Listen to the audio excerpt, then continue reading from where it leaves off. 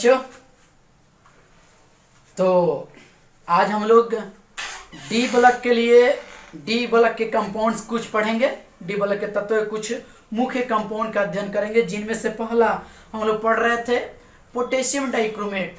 आज हम लोग पोटेशियम डाइक्रोमेट का ऑक्सीडाइजिंग प्रॉपर्टी दैट मींस ऑक्सीकारक गुण को अध्ययन करने वाले हैं। ऑक्सीकारक गुण किसका? तो K2Cr2O7 that means potassium dichromate. Clear ना? तो वही चीज हम पढ़ेंगे। तो सबसे पहले सुनिए पोटेशियम डाइक्रोमेट। क्या बाबू? Potassium, just a minute, potassium dichromate.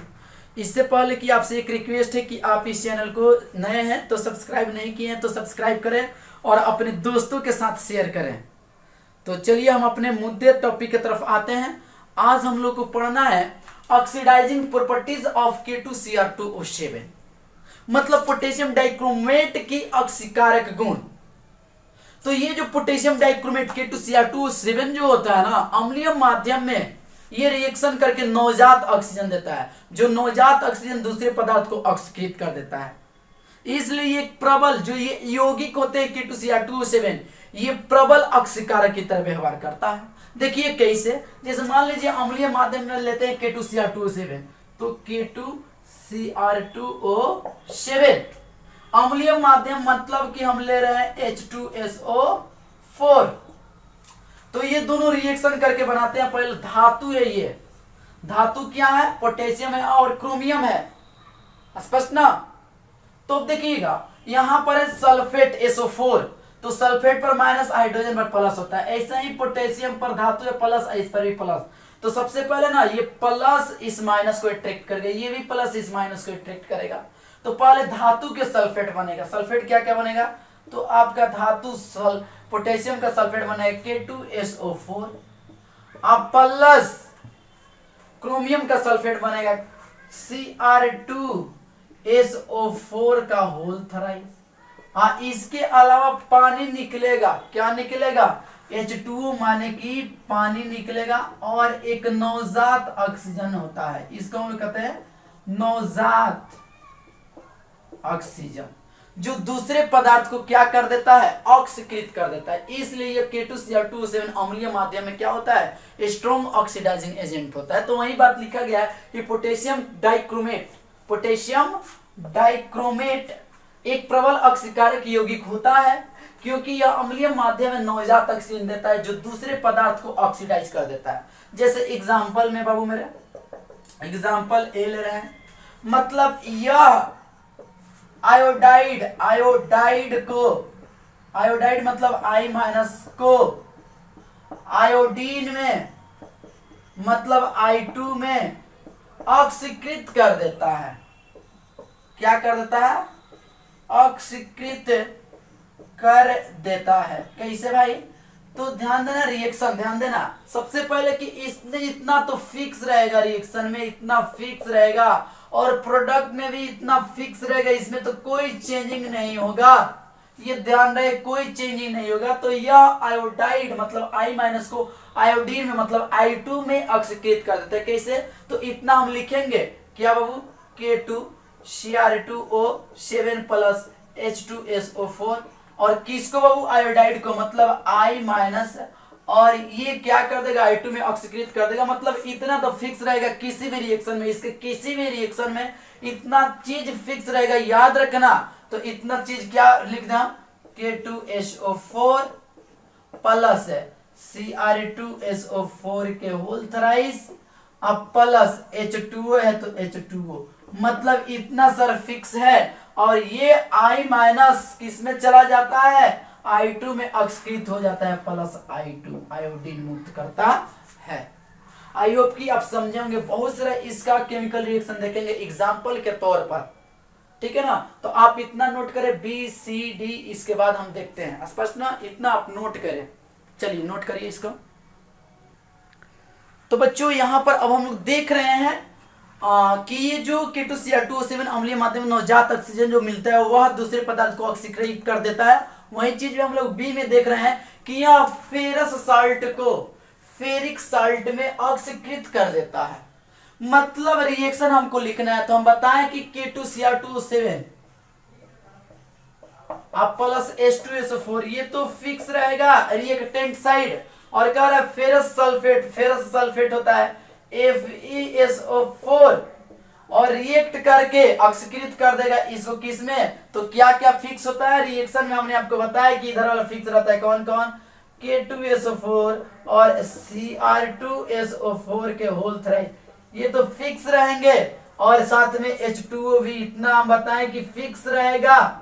और क्या मिल जाएगा, फेरस सल्फेट फेरिक सल्फेट में बदल जाएगा, मतलब Fe2SO4 के होल थ्राइड, इसी को हम लोग फेरिक सल्फेट कहते हैं। क्वेश्चन आता है, ध्यान रहे क्या होता है जब अम्लीय माध्यम में पोटेशियम डाइक्रोमेट फेरस सल्फेट से अभिक्रिया करता है, फेरस सल्फेट से अभिक्रिया करके फेरिक सल्फेट में इसको ऑक्सीकृत कर देता है।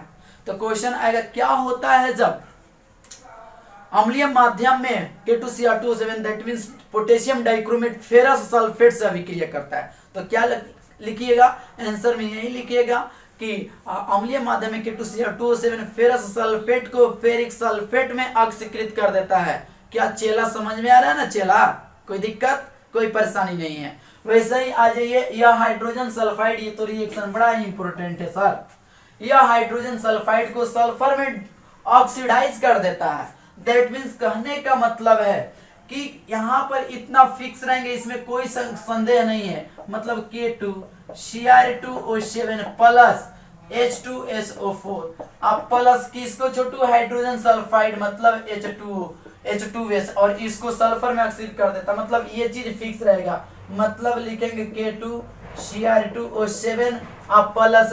K2Cr2O7 नहीं K2SO4 ना, K2SO4 अब प्लस Cr2SO4 के होल थ्राइस प्लस H2O अब प्लस हाइड्रोजन सल्फाइड किसमें, सल्फर मतलब S में ऑक्सीकृत हो जाता है। क्यों, यहाँ पर सल्फर का ऑक्सीडेशन स्टेट -2, यहाँ पर इसका ऑक्सीडेशन स्टेट क्या है 0, मतलब -2 से -0 गया है, ऑक्सीडेशन स्टेट बढ़ा है, मतलब यहाँ पर जो प्रोसेस हुआ है ये ऑक्सीडेशन का हुआ है, इसलिए ये ऑक्सीकृत हो रहे हैं किसके द्वारा, तो अम्लीय माध्यम में K2Cr2O7 एंड H2SO4 के द्वारा।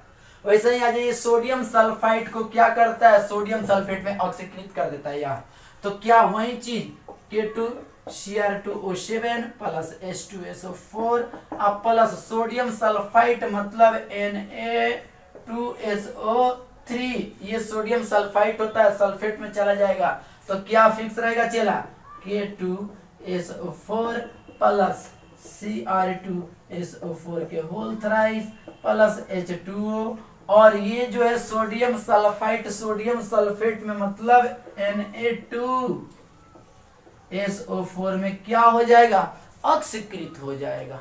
स्पष्ट न चला। वैसे ही आ जाइए यहाँ पर नेक्स्ट है, सल्फर डाइऑक्साइड को सल्फ्यूरिक अम्ल में ऑक्सीकृत कर देता है, मतलब कहने का अर्थ है कि K2Cr2O7 प्लस H2SO4 और सल्फर डाइऑक्साइड मतलब चला SO2, ये रिएक्शन करेगा तो बनाएगा K2SO4 प्लस Cr2SO4 के होल थ्राइस प्लस H2O, इतना तो मैंने चेला फिक्स रहेगा, इनमें कौन सा संदेह नहीं है। SO2 किस में बदल जाएगा, SO3 में। अब हम लिखे हैं कि सल्फ्यूरिक अम्ल मतलब इन दोनों के बदला में H2O और SO3 मिलके बनाता है H2SO4, सल्फ्यूरिक अम्ल है, ठीक है ना। यही हैलोजन अम्ल को इतना आप शॉर्ट स्क्रीन ले सकते हो या अपने कॉपी में नोट कर सकते हो, इसको नोट करिए आप। चलिए ये ई हो गया, और भी हम आगे देखते हैं मेरे बाबू, ध्यान दीजिएगा। नेक्स्ट देखिएगा F, यह हैलोजन अम्ल है, मतलब हैलोजन एसिड को हैलोजन मतलब X2 में ऑक्सीकृत कर देता है, X2 में ऑक्सीकृत कर देता है, मतलब कहने का अर्थ है कि मान लीजिए हमारे पास HX है तो K2Cr2O7 का अम्लीय माध्यम जो होगा इसको X2 में बदल देगा, मतलब कि यहाँ पर बनेगा चला K2SO4 प्लस Cr2SO4 के होल थ्राइस अब प्लस H2O और क्या बनेगा प्लस, ये हैलोजन अम्ल है, HX को हैलोजन अम्ल कहते हैं, ये किस में हैलोजन मतलब H2 में कन्वर्ट हो जाएगा। अब इसके जगह पर हम HCl ले ले तो एकदम सेम Cl2 में कन्वर्ट हो जाएगा, रिएक्शन लिख सकते हो। हम HBr ले लें चला तो किस में Br2 में ऑक्सीकृत हो जाएगा। मतलब आपको कहीं दिक्कत नहीं है, आप ये रिएक्शन को कंप्लीट कर ले, आप अच्छा समझ रहे हो, ठीक है ना। अब हम लोग देखेंगे नेक्स्ट इसमें आगे और लास्ट है कि यह स्टेनस क्लोराइड, किसको बाबू, यह स्टेनस क्लोराइड, लास्ट EFG, यह स्टेनस क्लोराइड को स्टेनिक क्लोराइड में ऑक्सीकृत कर देता है। मतलब कहने का अर्थ है चला कि आपका रहेगा K2Cr2O7 अम्लीय माध्यम मतलब H2SO4 इसके साथ, और स्टेनस क्लोराइड मतलब SnCl2, SnCl2 को Stenik chloride that means SnCl4 में ऑक्सीकृत कर देगा। तो रिएक्शन तो आप लिख ही लीजिएगा, यहाँ हो जाएगा K2SO4 plus Cr2SO4 plus H2O, ठीक है ना, ये होल थराइज। इतना तो सब रिएक्शन और फिक्स है। आप प्लस SnCl2 बदल जाएगा SnCl4 स्टेरिक क्लोराइड में, ठीक है ना। तो इसमें हम लोग कवर क्या किए हैं, K2Cr2O7 अम्लीय माध्यम में किस तरह से ऑक्सीकारक की तरह व्यवहार करता है, उसके ऑक्सीडाइजिंग प्रॉपर्टीज मतलब केमिकल रिएक्शन के माध्यम से हमने सीखा।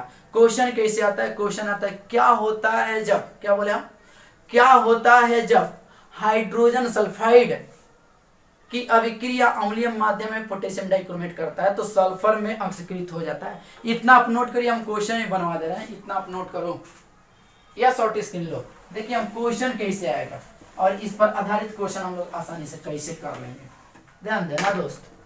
जैसे क्वेश्चन आएगा चला कि क्या होता है जब, क्या होता है जब अम्लीय माध्यम में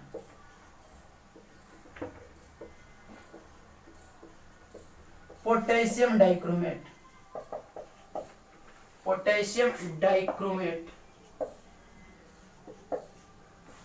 पोटेशियम डाइक्रोमेट हाइड्रोजन सल्फाइड से क्रिया करता है, हाइड्रोजन सल्फाइड से क्रिया करता है। ये रहा क्वेश्चन चला। इसका आंसर कैसे लिखेंगे, ध्यान देना, ये मतलब आंसर। इसका आंसर करेंगे कैसे, इंक डाल लें।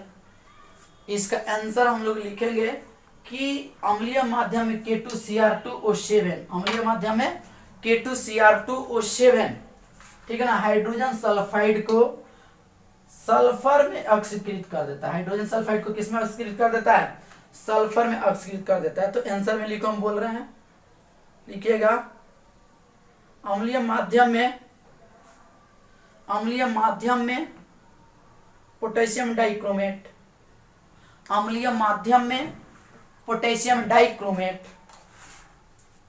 लिख लिया चला, अम्लीय माध्यम में पोटेशियम डाइक्रोमेट, अम्लीय माध्यम में potassium dichromate, potassium dichromate hydrogen sulphide को सल्फर में ऑक्सीकृत कर देता है, हाइड्रोजन सल्फाइड को सल्फर में ऑक्सीकृत कर देता है। देखिए रिएक्शन, तो अम्लीय माध्यम में K2Cr2 से मतलब K2Cr2O7 plus H2SO4 plus hydrogen sulphide that means H2S reaction करेगा, आपको पता है प्रोडक्ट का बनेगा K2SO4 प्लस Cr2SO4 के होल थराइस प्लस H2O और ऑक्सीकृत हो जाएगा ये हाइड्रोजन सल्फाइड किसमें, सल्फर में।